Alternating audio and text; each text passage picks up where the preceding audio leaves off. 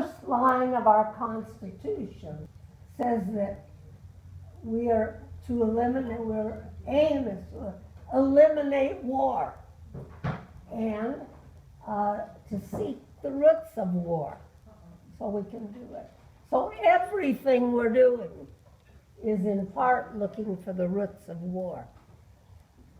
But in WILPF then, we have peace women, which certainly affects all of you directly, but human rights particularly. And we have reaching critical will, which affects all of you because it's disarmament.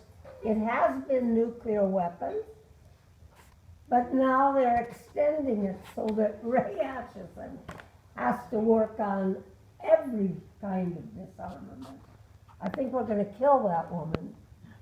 And so anything you're doing, you should be able to find something on reaching critical will, which aims you. And many people complain it's just too complicated.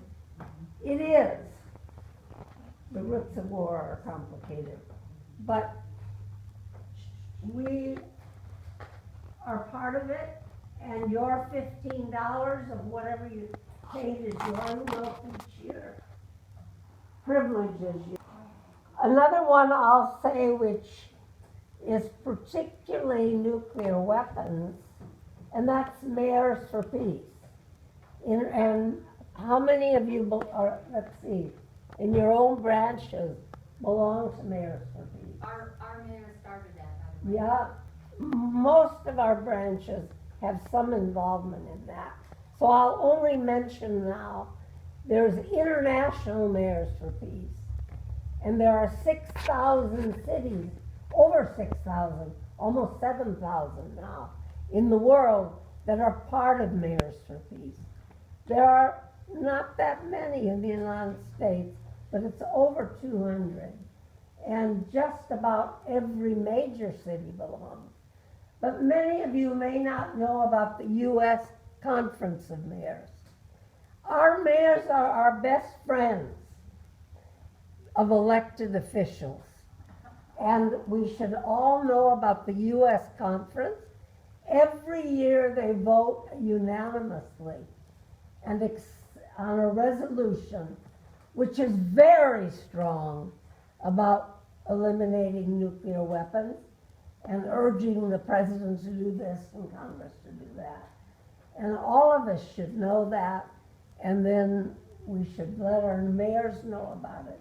And if we do celebrate Hiroshima and Nagasaki Day, which is one of the biggest events we coordinate, then the mayors, you should get your mayor involved, at least with a proclamation. And some mayors come every year and attend, even if they don't speak. Another one to which all of us used to belong was UFPJ, United for Peace and Justice. We now don't have any overall organization that does what UFPJ once did for us, but they still exist. We, by the way, pay the dues for UFPJ, for Mayors for Peace, and for Alliance for Nuclear Accountability, which all of you can send somebody to lobby Congress on nuclear weapons. And then finally, I just want to speak briefly. Oh no, there are two more final ones, I'm sorry. One of them is Keep Space for Peace. In our best year, we got reports back from 21 branches that had done something which we could report. And we do report it internationally.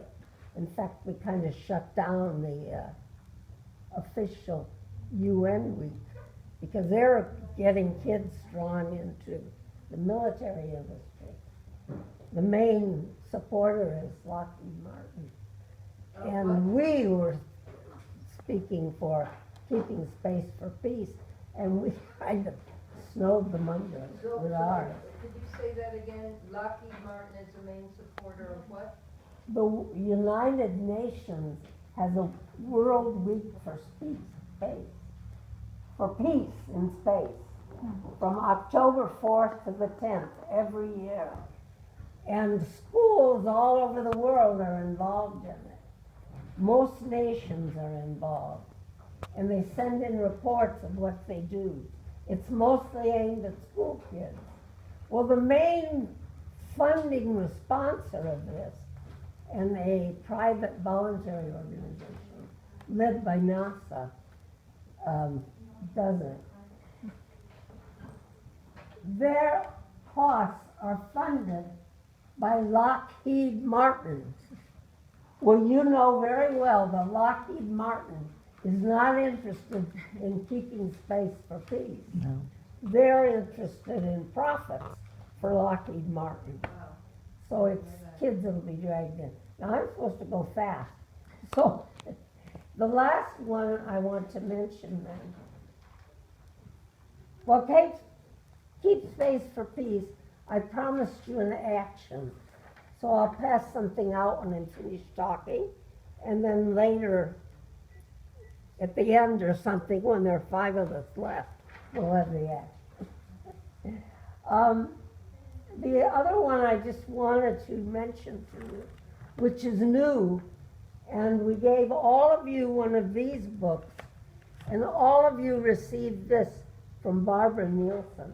This is our own manifesto, and we should know this manifesto, and we should be trying to bring our program somewhat in line with it, because we're part of international law. And countering militarism is one, and universal disarmament. And another one is human rights, which includes a lot of our programs. And then between those two, And they don't environment. have earth democracy in the environment in the manifesto, but it is a very important part of international law. And there's a They have encouraging multilateralism. Well, we do that too.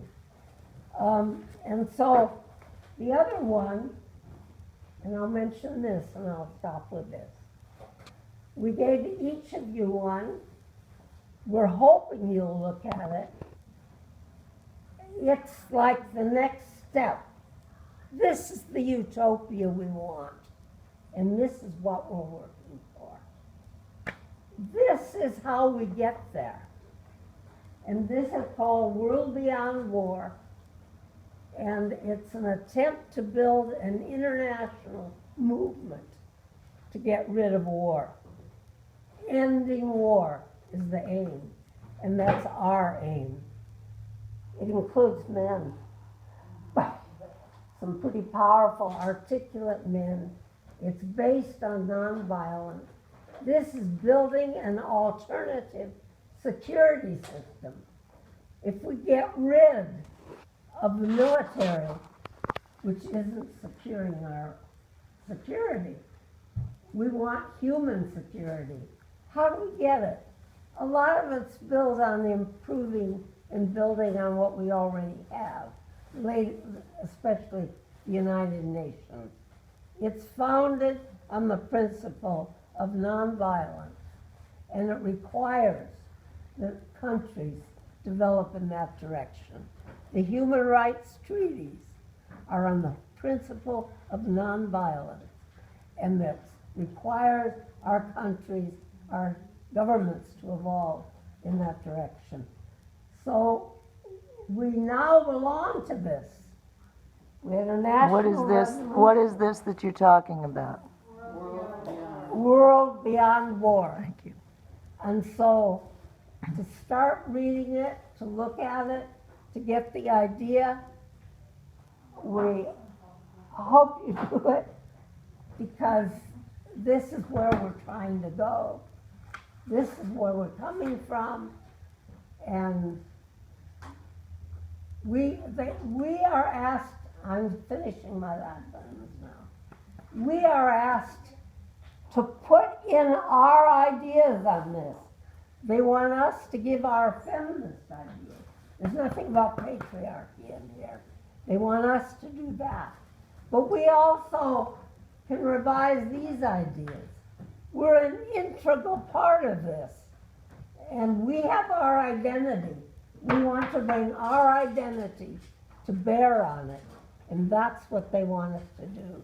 Not to lose our identity, but to bring what we are to help make this better.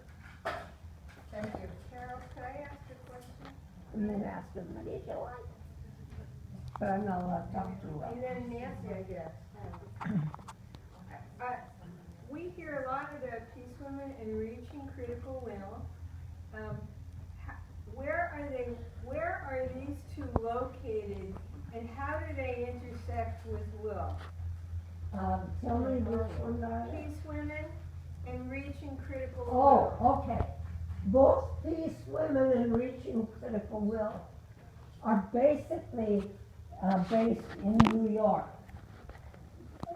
We have very few women responsive to us, but we're going to try to get in close touch.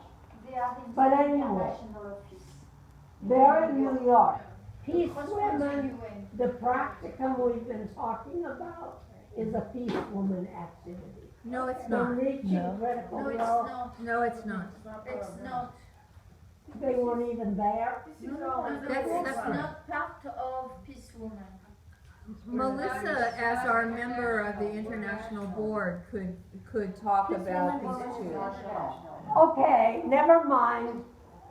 They do attend, I think. Yes, of course. Yeah, I didn't mean that they organize it. Okay. It's our program. But they're the ones that relate to it more than Reaching Critical Will does. Got it. Reaching Critical Will also has another person just as involved in Geneva. So those are the two locations. The framework for Proposition 1 should be wherever the name Proposition 1 appears, it should be accompanied by the words making peace profitable. Thank you.